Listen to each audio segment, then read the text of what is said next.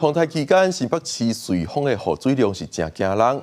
过去48点钟内累积雨量就有999.5毫米，是全台湾落上济的所在。瑞丰车头附近的街仔路也传出淹水灾情，民众表示水有淹到脚头附遮尔啊悬，这款垃圾水也拢流入去人家厝内底，有真侪物件拢浸水。大片土石沿山壁摄落来，泥流甲倒下树啊，挡半边的路，这是新北市瑞丰高港后面的瑞丰街。因为规暝大雨，铁砂透早被砍线有放落去，警方赶紧封锁双向道路，公所调派乌头机赶紧清通。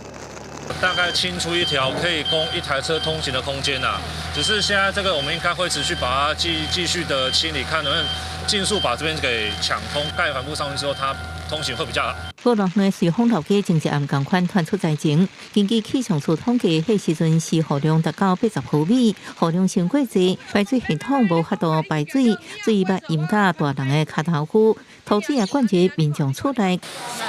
膝盖，对。昨天那个水是来得很快吗？对啊，很快。很心疼，大家都很心疼啊。就都没办法退了。多久没有淹这样这么夸张？哇，好多年了。民众无奈收拾厝内底浸烂物件，暗过初三也是大雨一直落，搁一摆淹水。水利署特别对瑞丰区发布一级淹水警戒，有民众翕到瑞丰车头的铁轨路拢予黄色土水淹掉咧。瑞滨街附近水沟啊大板楼，搁将水沟挂冲开，另外紧急发电头前的大排水也完全溢出来，大街正做河流。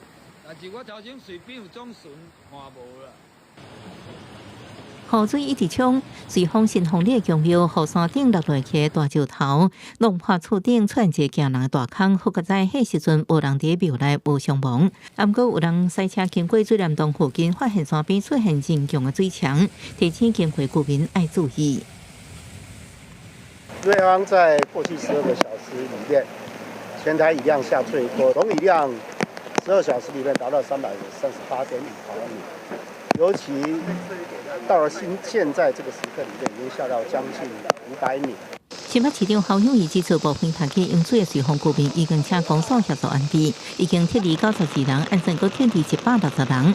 因为农业部也针对瑞丰上起17条土石流暂时溪流发布黄色警戒，市会继续对原民厝路土石流暂时区这片有风性疏散撤离。记者综合报道。